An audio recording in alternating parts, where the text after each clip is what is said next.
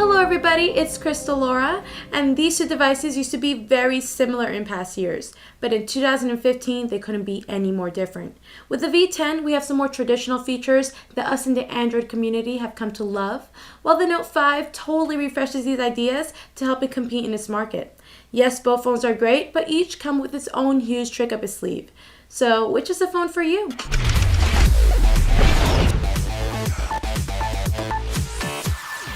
Two contrasting designs is probably going to be the area where most users will immediately know which phone is for them. And no, I'm not talking about the beauty of each phone's design, more so the functionality that each design provides. Samsung's Note 5 is much different than its predecessor, with the battery now being sealed in and unremovable thanks to its glass backing. This glass backing also makes for a tougher time managing microSD card support, so Samsung decided not to bother and remove this feature as well. Now, having said all this, the Note 5 is a very beautifully designed phone, is much more appealing to look at now, and even feels quite good when holding. With pretty small top and bottom bezels, some almost non-existent side bezels, and the curved glass backing, the Note 5 feels pretty nice to hold, even with this big 5.7-inch screen. However, that glass can make the phone feel very slippery, making it even more prone to drops and falls, but either way, you'll have to ask yourself if the lack of removable battery and SD card slot is worth this new beautiful design. However, with the LG V10, you don't have to worry about any of this. The V10's backing is removable and home to a 3000 mAh battery that you can swap out for another when you're on the go and without access to a wall outlet. Also, this removable backing allows users to access the microSD card slot that supports up to 200 gigs of storage. So, in terms of functionality and the freedom each phone gives its users, the LG V10 is no doubt a winner and is going to give you a much more reliable experience if you do indeed make use of the SD card slot and stock up on batteries. But when it comes to the appearance of the phone, there is a price to pay with phones that have removable backings. The LG V10 is a full millimeter thicker than the Note 5 and 21 grams heavier, but still both phones are quite thin and light, so this shouldn't make a difference for most people. Usually we would say phones with removable backings will never compete aesthetically with a phone that has a unibody design, but with the V10, LG found a way to keep this phone versatile yet very sleek looking. You won't find any fake leather or straight up plastic, but instead a rubbery textured pattern that is called Duraskin. This silicone-like material not only looks nice and feels nice, but it helps make the phone one of the most comfortable phones to hold.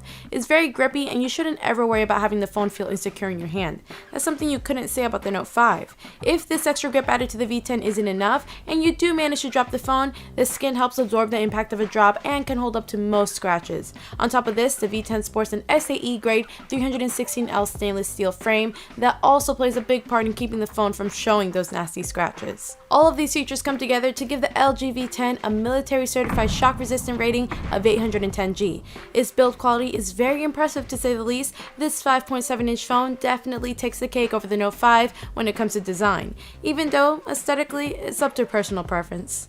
Both devices make the most of the technology they use when it comes to display. You're not going to find a better IPS display or a better AMOLED display on the market right now when it comes to smartphones.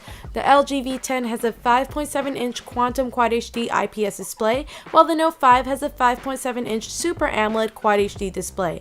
Both displays make for a fantastic video watching experience, or any type of media consumption for that matter, but you're going to love either display as they are the best of their class. While the V10 uses an IPS LCD panel where a single backlight shines through to light up the screen, the Note 5's pixels individually light up to allow for dark areas to shut off, creating true blacks for a more immersive experience. That being said, the V10's display is still quite good and really outperforms most LCD panels when it comes to displaying blacks. They're really dark here too, but of course not as much as the Note 5's. Really, the Note 5's display is no match for any smartphone out there right now. If you want the best Quad HD display in a smartphone, you're looking at the clear winner right here. Sure, the whites may be a little warmer than the V10's, but the colors are much more vibrant and really pop. Almost too much, I would think, for some people, but you can always change it in settings. And when comparing photos side by side, you're most likely going to prefer the more saturated colors on the Note 5. But it's worth noting that the Note 5 takes better advantage of its screen by decreasing the DPI to 560 to fit more onto the screen. You'll notice the icons and words appear larger on the V10 thanks to its DPI set at 640, which is a little unfortunate I think, as things appearing on the screen unnecessarily take up much more room. While LG manages to make the best IPS display, Samsung managed to make the best AMOLED display, and most will find AMOLED to be a clear winner here. Now while we're talking about displays, let's talk about the crazy tricks these two devices have up their sleeves, starting with the LG V10. Yes, this phone has two displays, the one we just talked about and this much smaller one that sits at the top. It's an entirely separate screen and only takes up about 70% of the width of the main screen, ending when it comes to the front-facing cameras. This little display is great for displaying notifications in full detail without taking away from the main screen. You can also set up app shortcuts to launch very fast and are accessible at any time within the majority of apps. It's a little strange, yeah, but it's definitely helpful. Also, while the main screen is off, the second display stays on, displaying notification icons, so you can always see what you've missed from a distance. It kind of reminds me of something similar to Moto Display. But of course, this may be a little gimmicky to some people, and so far, while I do think it's an interesting idea, I haven't been able to justify the extra space it takes up over its functionality. When it comes to the Note 5, we have the beloved S Pen that sits comfortably in its port on the bottom right of the phone. Simply push in and the pen will spring out with nice haptic feedback. If your screen is off and you do this, you'll be greeted with a black drawing board where you can easily take down notes or draw pictures. This is extremely helpful when needing to jot down an idea on the fly without unlocking your phone and going into an app. And when you're done with your note, simply push the pen back into its cradle the correct way and your note will automatically save and the screen will shut off. And while the phone is on, we can have even more fun with the S Pen, like of course drawing on the screen, which is helpful for sending instructions. Users can also crop areas of images to send to friends or coworkers, and even capture long images in one screenshot. There's all sorts of features like this when it comes to the S Pen, really making the Note 5 feel more like the go-to phone for getting work done. Both phones have fingerprint scanners, and I'd say both work just as well as the other. The Note 5 is located on the front, which is great for trying to unlock the phone when it's sitting on a desk, but when holding the phone, it's going to be a little more awkward than the V10 scanner that sits on the back. And while they're both fast and reliable, they're not as fast and reliable as a scanner that you'd find on the new Nexus phones. But they really work great though and work equally as well. When it comes to normal hardware features, like speakers, both phones place theirs on the bottom right, which makes them easy to cover up, but the LG V10 speaker is much louder, and although neither has fantastic sound quality, the V10 is able to offer better highs, making for an overall clearer and brighter sound. Now when plugging in headphones for real audio listening, the LG V10 is also the winner here, since it supports 32-bit hi-fi DAC audio from ESS technology. Internally, the LG V10 sports a Snapdragon 808 processor, while the Note 5 goes with an Exynos 7420. Both phones have 4 gigs of RAM, and while the V10 only comes in 64 gigs of storage, the Note 5 has 3 storage options at 32, 64, and 128. But remember, you do not have an option for expandable storage here. When throwing both devices through Geekbench, the Note 5 performed with much higher results at around 4,700 points over the V10's 3,500. Although Antutu scored the V10 a little higher by about 1,000 points. Both the V10 and Note 5 are running Android Lollipop 5.1.1 with their own pretty heavy skins on top. Visually, they appear to be very similar, with simplified notification pull-downs and quick shortcuts that you can customize. Both are capable of dual window support, which is great given the big 5.7-inch displays found here. And launching apps on either device is quite fast, although even with 4 gigs of RAM found on both devices, the Note 5 still seems to not be able to manage its RAM as well as the V10's. Apps in the recent app screen seem to reload much more often than the V10, or even most phones I've used. And on certain occasions, my Note 5 would stutter or freeze for a couple seconds when I'm not using the phone for a while. However, gaming on the Note 5 does seem to be a better experience in terms of load times and frame rates, but the V10 is not too far behind. That being said, both phones deliver unique and for the most part good software experiences, but I'll lean a little more towards the V10 as it seemed to be the most reliable in my weeks of testing. These two phones have some of the best cameras on the market right now, so whichever one you choose, you're going to fall in love with either camera. But that doesn't mean they take similar pictures. They're both great, but in their own unique ways. Both are 16 megapixels, with the LG V10 having a slightly faster aperture of 1.8.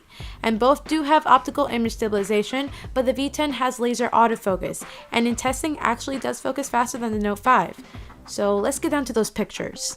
Outdoors, both cameras perform exceptionally well, with little differences from each other.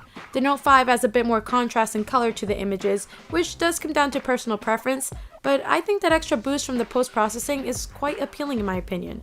Although yes, this does mean you will lose a lot of information in the darker areas of the photos. Colors are more towards the warmer side with the Note 5, while the V10 is a little cooler with less saturated colors, often capturing a more accurate representation of the scene. That doesn't mean this camera is necessarily better or worse than the Note 5. It all depends on how you're going to be using these photos.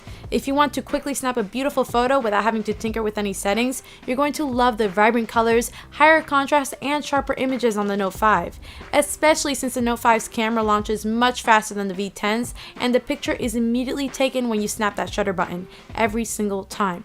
The V10's has trouble sometimes, mostly in darker areas, and you may have to wait a good 2 to 3 seconds until it actually takes a photo. However, if you want a more accurate and realistic photo with lots of room for editing, the V10 is going to be your best bet. With optical image stabilization, your videos will be a lot smoother than usual, with the Note 5 having a bit more shake to it.